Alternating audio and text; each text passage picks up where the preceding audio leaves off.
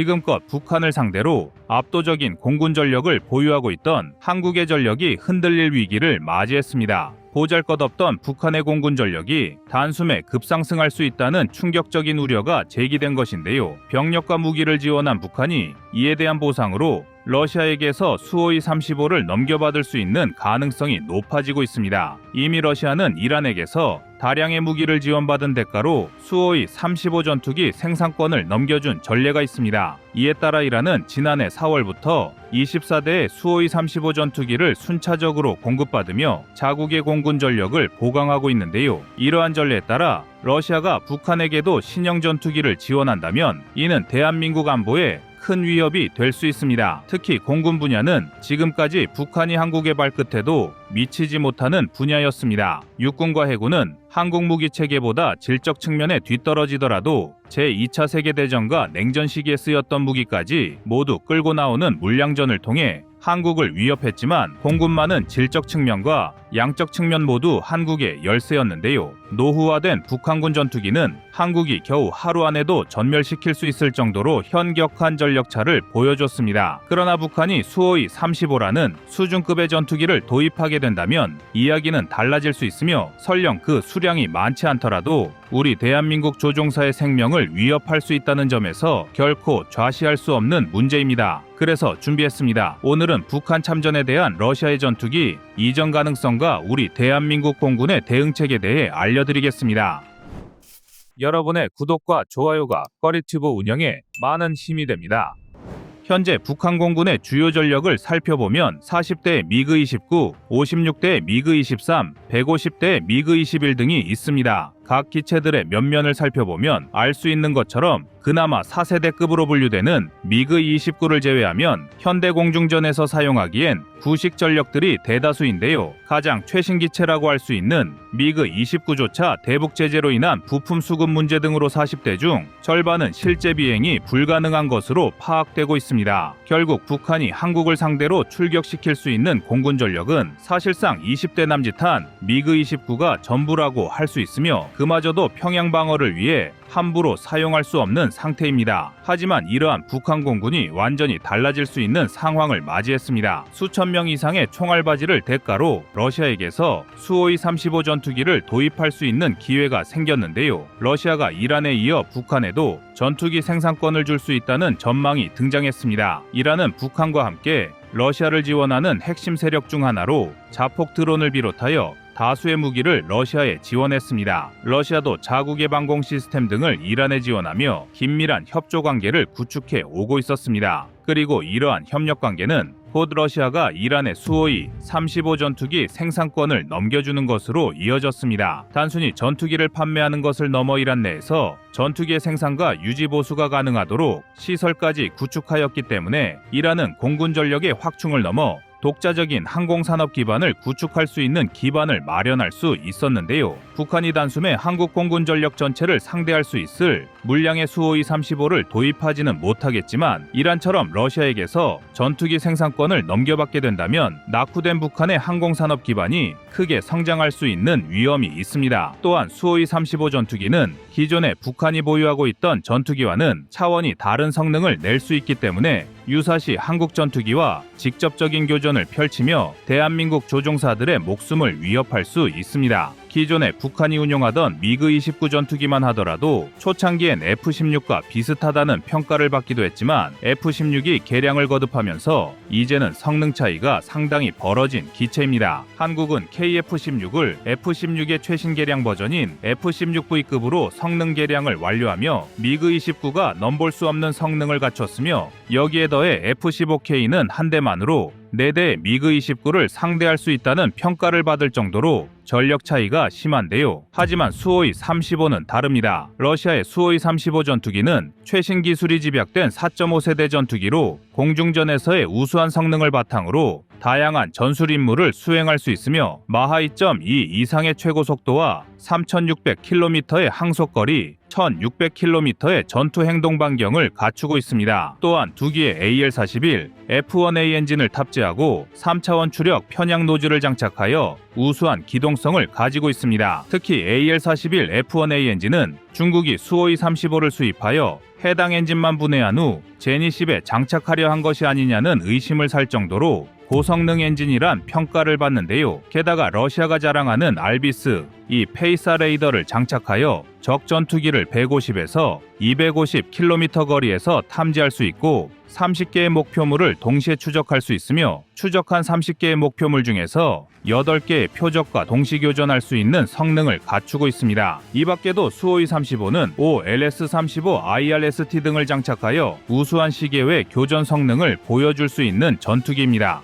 북한이 이전까지 사용하던 미그-29가 시계외 교전 성능이 떨어진다고 평가를 받았던 걸 고려할 때 수호이 35가 북한으로 흘러들어가게 되면 시계외 교전이 어려웠던 북한의 약점을 메울 수 있는 전투기인데요. 따라서 한국은 북한이 수호이 35 수준의 전투기 전력을 확충한다는 가정하에 공군 전력을 재정비할 필요가 있습니다. 우리 대한민국은 한 명의 공군 조종사를 양성하기 위해 2-3년이라는 교육 시간과 10억 원 이상의 예산을 투입하고 있습니다. 이렇게 공들여 양성한 조종사가 북한 전투기에 의해 목숨을 잃는다면 그것은 우리 군의 안타까운 손실이 아닐 수 없습니다. 하지만 그렇다고 너무 걱정하실 필요는 없습니다. 북한이 러시아로부터 신형 전투기를 넘겨받게 된다고 해도 우리 대한민국은 충분히 대응할 수 있기 때문입니다. 먼저 북한이 수호이 35를 도입한다고 하더라도 여전히 한국 공군이 수적 우위를 점하고 있다는 점이 중요합니다. 한국은 F-35 전투기만 39대를 운용하고 있고 여기에 추가로 20대의 F-35 전투기를 도입할 예정입니다. 이렇게 되면 5세대 전투기만 60대에 육박하는 전력을 보유하게 됩니다. 또한 F-15K와 KF-16, KF-21 등을 모두 합치면 시계외 교전이 가능한 전투기를 무려 260대 이상 보유하고 있습니다. 즉 북한이 설령 수호이 35를 도입하더라도 한국의 공군 전력을 압도하는 것은 불가능합니다. 북한이 미그-29와 동일한 수량인 40대의 수호이 35를 전력화하는 데 성공하더라도 한국의 전투기와 비교하면 겨우 25%가 안 되는 수준인데요. 이란이 지난해부터 24대의 수호이 35를 도입하고 있다는 점을 고려할 때 북한이 40대 수준의 수호이 35를 도입할 가능성은 현저히 낮으며 한국 공군을 위협할 수준의 전력을 확보하긴 어렵습니다. 또한 기체 성능과 전투기 조종사의 실력은 별개의 문제인데요. 전투기의 성능이 아무리 좋아도 그러한 성능을 온전히 끌어낼 조종 실력이 없다면 공중전에서 격추당하는 것은 시간 문제입니다. 그런데 북한은 체계적으로 공군 조종사를 양성할 방법이 전무합니다. 한국은 T-50 고등훈련기와 TA-50 전술입문기를 활용하여 체계적인 조종사 양성이 가능합니다. 단순히 비행 기술을 습득하는 것에 그치는 것이 아니라 전투기 편대의 일원으로서 각종 전술 상황에 맞춰 작전을 수행할 수 있도록 전술 훈련까지 원활하게 진행할 수 있는 체계와 장비를 갖추고 있는데요. 반면 북한은 이러한 체계를 갖출 여력이 없습니다. 자신들의 주력 전투기인 미그-29조차도 제대로 된 관리가 어려울 정도로 열악한 북한 공군이 조종사 양성에 필요한 단계적 절차와 장비를 구축하는 것은 어불성설입니다. 이 때문에 북한이 새로운 전투기를 확보한다고 하더라도 조종사 양성이란 문제를 해결하긴 어려우며 이를 잘 알고 있는 북한도 일부 조종사를 러시아에 파병하여 어떻게든 조종 기술을 습득하려 발버둥치고 있는데요. 하지만 지속적인 비행 훈련이 어려울 정도로 노후화된 북한 공군의 현실에서 잠깐의 파병만으로 필요한 모든 조종사를 확충하는 것은 절대로 불가능합니다. 게다가 한국은 대북 제재와 압박을 통해 전투기 생산과 유지 보수를 제지할 수 있습니다. 북한이 러시아로부터 완성된 전투기만을 구매할 수도 있고 이란의 사례처럼 생산권을 넘겨받아 자체적인 생산 라인을 구축할 수도 있지만 결국 전투기를 유지하는 데는 각종 부품과 첨단 장비가 필요합니다. 그리고 북한이 자체적인 생산 라인을 구축한다고 하더라도 부품을 공수하는 건 또 다른 문제인데요. 반도체 등을 비롯하여 주요 부품을 모두 북한이 생산하는 것은 어려우며 이에 따라 일부 부품은 어쩔 수 없이 해외로부터 들여오는 방법밖엔 없습니다. 하지만 한국이 고강도 제재를 계속해서 유지한다면 북한은 첨단 부품을 생산하고 유지하는데 어려움을 겪을 수밖에 없으며 이러한 방법은 결국 북한이 수호이 35를 도입하게 되더라도 전력을 유지할 수 있는 능력을 상실하게 만들 수 있습니다.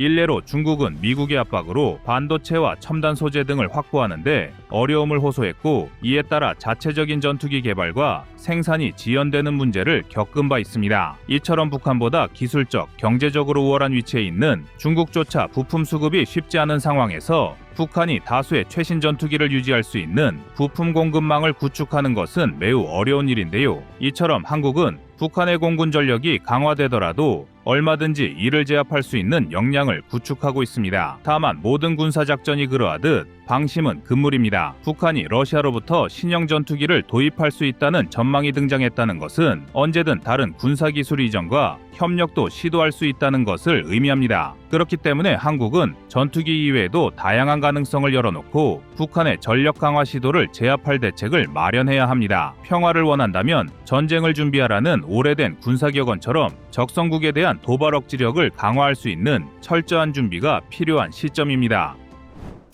여러분의 구독과 좋아요가 꺼리튜브 운영에 많은 힘이 됩니다. 다음은 24년 10월 29일 KF-21 자부심 영상입니다. KF-21의 개발 과정에서 시험비행 조종사의 역할은 매우 필수적이라 할 수 있습니다. 시험비행이란 단순히 비행을 즐기는 것이 아니라 과학적으로 데이터를 수집하고 성능을 분석하는 과정이기 때문인데요. 그들은 고도와 속도, 연료 사용량 등 모든 요소를 실시간으로 점검하고 엔지니어들이 원하는 데이터를 정확히 수집하는 데 주력합니다. 이 모든 과정은 KF-21의 성능을 최적화하고 공군이 실전에 투입할 수 있는 완벽한 전투기를 만드는 데 일조하고 있습니다. 그리고 이분들은 카이의 공식 채널에 등장해 독자들의 여러 질문에 답하면서 후배 파일럿에 대한 조언과 대한민국 항공산업의 미래에 대해 많은 이야기를 나눴습니다. KF-21에 관심을 둔 구독자분들이 가장 많이 하는 질문은 바로 F-16이나 라팔과 같은 베스트셀러 전투기와 KF-21에 대한 비교라고 하는데요. 테스트 비행사는 이 질문에 대한 답변을 내놨습니다. KF-21은 세계적인 전투기와 비교해도 성능이 밀리지 않으며 향후 개발을 통해 더욱 뛰어난 성능을 자랑하게 될 것으로 기대된다고 자부심을 드러냈습니다. 라팔이나 F-16 등은 현존하는 4.5세대 전투기 중에서도 상위권을 달리는 기종인데요. 그러나 KF-21은 단순히 현재의 성능만을 고려한 것이 아니라 미래의 전장 환경을 염두에 두고 설계되었다는 점에서 대한민국의 기술력과 항공산업의 발전을 상징하는 기체입니다. 그 이유는 단순히 성능뿐 아니라 지속적인 기술 발전 가능성에 있습니다. 즉 KF-21이 현재는 4.5세대 전투기로 분류되지만 개발이 진행될수록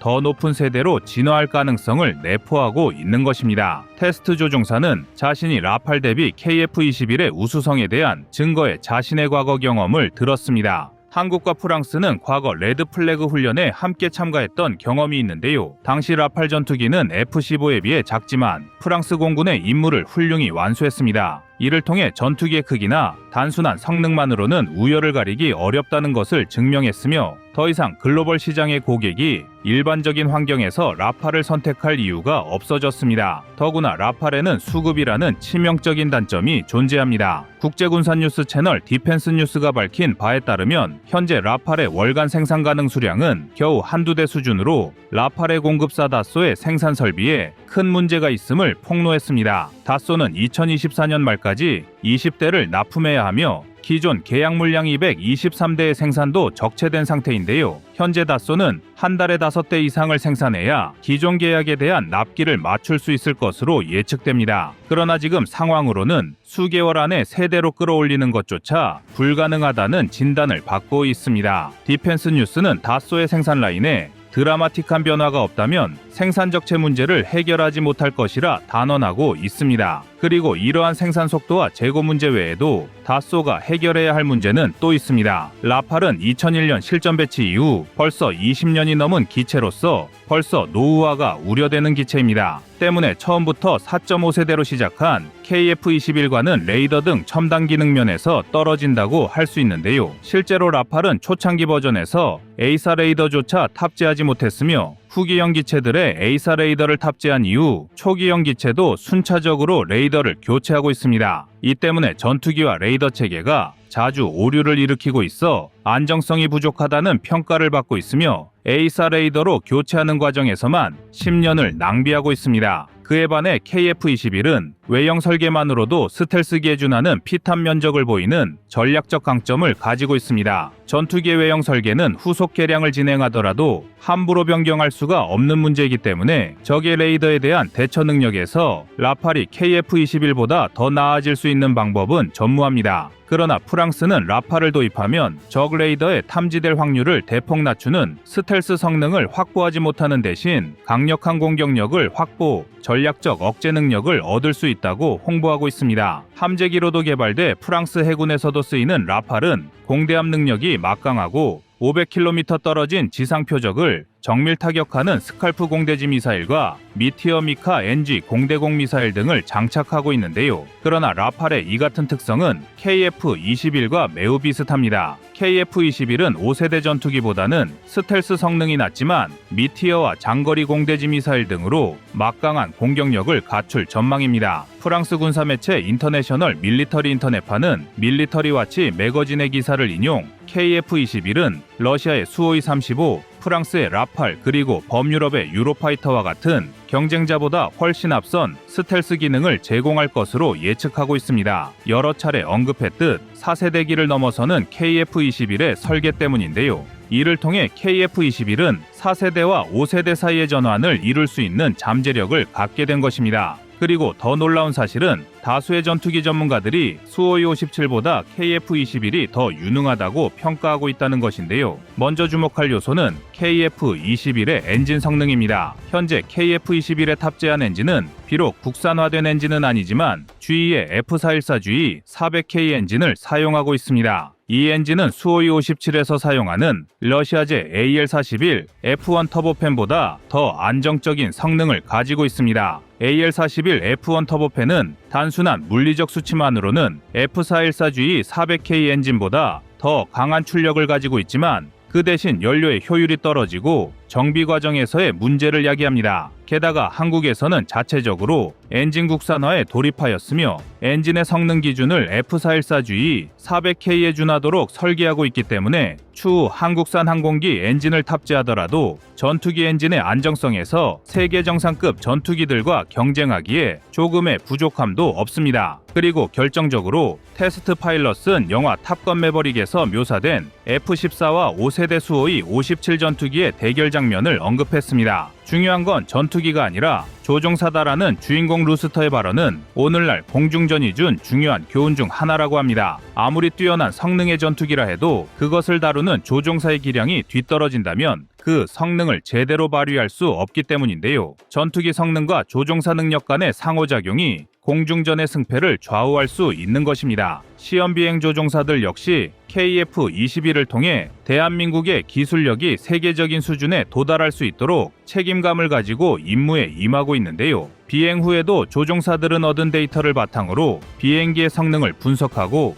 이를 바탕으로 향후 개발 방향을 조정하는 등 중요한 역할을 하고 있습니다. 또한 비행기가 아무리 뛰어나도 무장이 제대로 갖추어지지 않았거나 그 무장을 효과적으로 사용할 수 없다면 전투에서 이길 수 없습니다. 따라서 항공기의 성능과 무장, 조종사의 기량, 그리고 전장의 전략적 상황이 종합적으로 고려되어야 하며 이러한 복합적인 요소들이 KF-21의 미래 성능 평가에서 중요한 부분으로 작용할 것입니다. 전투기의 생존성은 단순히 기체의 성능뿐만 아니라 여러 방어 장비와 전자전 장비를 얼마나 잘 갖추고 있는지에 따라 결정되는데요. 영화 속에서 미사일을 회피하기 위해 사용되는 섬광탄이나 레이더 교란 장치처럼 전투기는 적의 공격을 피하거나 방어하기 위한 다양한 장비들을 갖추고 있습니다. 이런 장비들이 많을수록 전투기의 생존성은 높아지고 전장에서의 생존 가능성도 크게 향상됩니다. 특히 KF-21은 그러한 방어 장비를 현대화하고 강화하는 방향으로 개발이 진행되고 있으며 이는 미래 전장 환경에서 생존성을 극대화하는 중요한 요소가 될 것입니다. 이러한 면에서 대한민국은 KF-21을 통해 전투기의 성능뿐만 아니라 종합적인 생존성을 극대화하려는 노력을 기울이고 있습니다. KF-21의 개발은 단순히 하나의 전투기를 만드는 것이 아닙니다.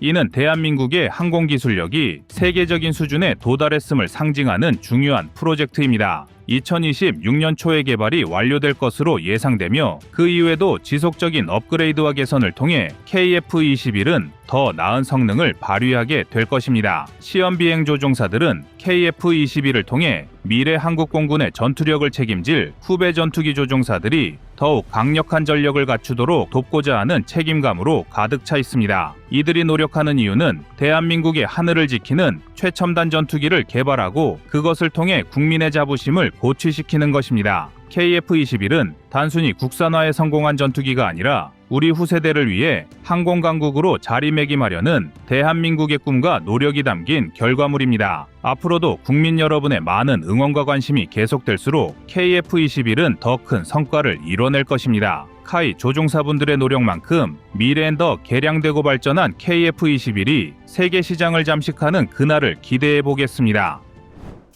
여러분의 구독과 좋아요가 꺼리튜브 운영에 많은 힘이 됩니다.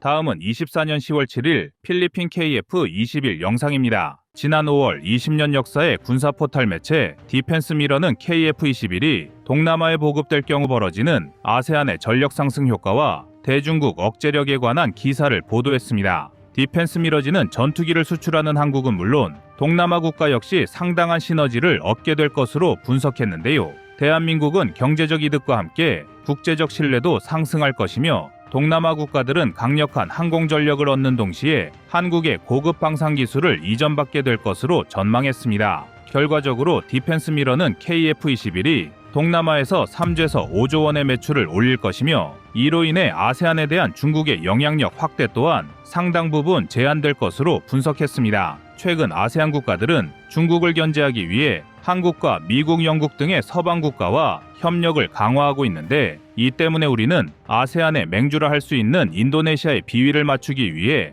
불공정한 무기 교역 조건도 감내하고 있었습니다. 그러나 이제는 더는 인도네시아의 눈치를 볼 필요가 없어질 것 같습니다. 뚜껑을 열어보니 인도네시아의 방해에도 불구하고 KF-21의 평판은 탄탄했으며 인도네시아의 공백을 채워주고도 남을 신규 파트너들이 속속 등장한 것인데요. 필리핀을 비롯한 다수의 동남아시아 국가들이 마닐라 월드 트레이드 센터의 한국 방산 부스를 찾아 KF-21에 관심을 드러낸 것입니다. 이번 전시회에는 한국 항공우주 산업과 한화 에어로스페이스, 한화오션, 한화시스템 등 한화그룹 방산 3사, LIG 넥스원, HD 현대중공업을 비롯해 장갑차 생산업체인 코비코, 소총 전문기업 다산기공 등 6개의 한국 기업이 참여했습니다. 그리고 가장 뜨거웠던 부스는 카이의 KF-21이었습니다. 이들 동남아시아 국가들은 자발적으로 KF-21의 도입에 관한 관심을 표명하고 있는데 그 중에서도 적극적인 의지를 표명한 국가는 필리핀입니다. 과거의 필리핀은 처참한 공군력으로 악명 높았던 나라였습니다. 필리핀에 주둔했던 미군의 철수와 아시아의 경제 위기라는 악재를 연거푸 얻어맞으며 몰락했던 필리핀 공군은 중국의 남중국해 위협이 증대되면서 공군 전력 재건에 집중하고 있는데요. 한국의 FA-50을 도입하면서 경전투기 분야의 전력은 보강되었으나 중국에 비하면 여전히 아쉬운 공군력을 가지고 있는 것이 맞습니다. 그래서 필리핀은 최소 12대 이상의 다목적 전투기 도입을 통해 공군 전력을 보강할 계획을 추진하기에 이르렀습니다. 그리고 지난 7월 말 필리핀 군 당국은 KF-21을 이 사업의 도입 대상으로 검토한다는 의미의 정보 제공 요청서를 한국항공우주산업 카이에 보냈으며 필리핀 공군의 마리아노 대령은 자국의 다목적 전투기 도입에 KF-21이 충분한 경쟁력을 갖추고 있다고 밝히기도 했습니다. 사실 필리핀은 KF-21의 양산 이전까지는 F-16 블록 70과 그리펜의 도입을 고려해왔습니다. 그런데 해당 기종에 대한 평가를 거치고 있던 필리핀 국방부가 갑자기 돌변 KF-21의 양산 시점에 맞춰 한국에 직접 제안해 온 것입니다.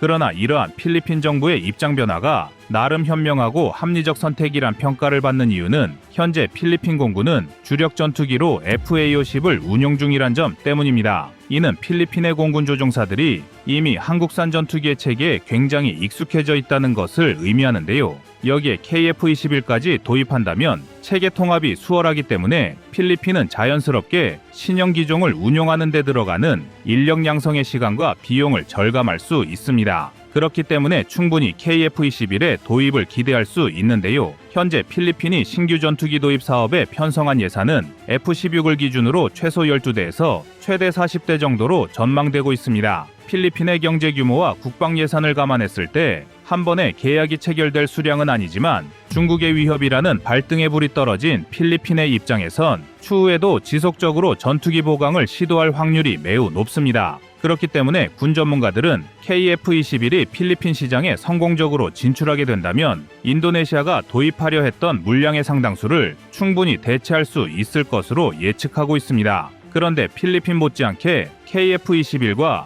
한국산 전투기에 관심을 드러내는 나라가 또 있습니다. 말레이시아도 KF-21에 적극적인 관심을 표명하고 있는 나라인데요. 말레이시아는 이전부터 대한민국의 전투기에 만족감을 드러내는 대표적인 국가였습니다. 말레이시아는 먼저 도입했던 FA-50 18기에 대해 극찬을 아끼지 않으면서 곧바로 18기의 FA-50을 추가로 도입하려 준비하고 있습니다.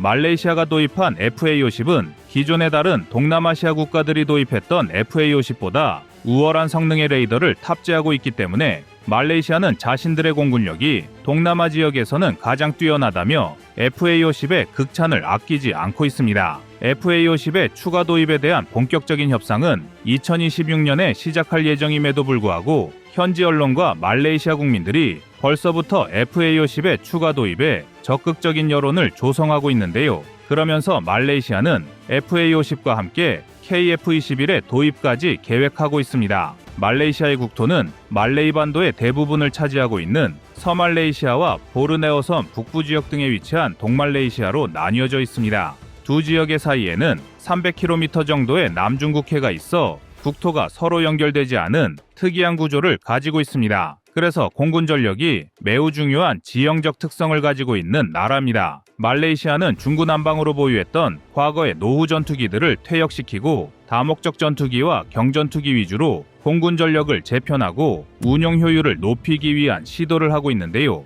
러시아의 수호-230MKM을 조기 퇴역시키고 여기에 KF-21을 도입하려는 계획을 검토 중입니다. 이미 경전투기 체계를 한국의 FA-50으로 교체한 상태에서 다목적 전투기 체계까지 한국의 KF-21로 전환하려고 하는 것인데요. 말레이시아는 인도네시아가 KF-21 개발에서 빠져나갈 경우 그만큼의 분량을 자신들이 신속하게 채우려는 보관을 가지고 있습니다. 만약 인도네시아가 기존의 계획대로 40여 대의 KF-21을 도입할 경우 말레이시아는 KF-21을 도입하고 싶더라도 납품 순서에서 후순위로 밀릴 수밖에 없습니다. 그래서 말레이시아 내부에서는 KF-21이 인도네시아 등에 납품되는 과정을 지켜보고 결정하자는 일부 의견도 있었습니다. 그런데 만약 인도네시아가 지금처럼 계속해서 KF-21 개발을 지연시키는 행동을 한다면 말레이시아가 그 자리를 대신해 먼저 KF-21을 구매하고자 하고 있는데요. 이에 인도네시아의 주요 뉴스 매체인 조나자카르타도 말레이시아가 KF-21에 관심을 보인다는 기사를 내보내며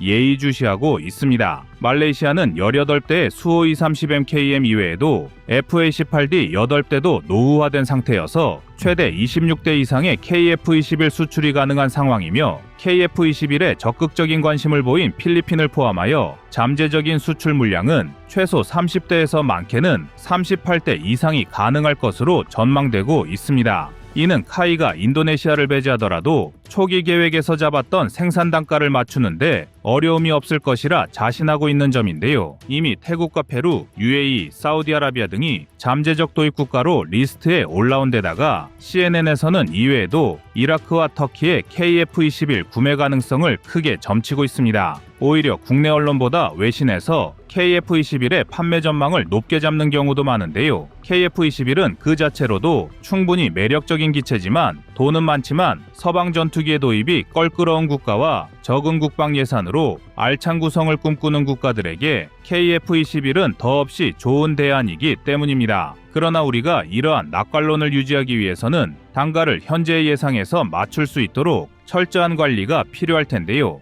특히 양산 공급 사이클과 사업 관리, 그리고 개발 지연만은 피해야 합니다. 그리고 이를 위해서는 군과 정부의 지원과 국민적 관심이 필수라 할 수 있겠는데요. 대한민국 전투기가 세계의 하늘을 지배하는 그날을 기대해봐도 좋습니다. 지금까지 꺼리튜브였습니다.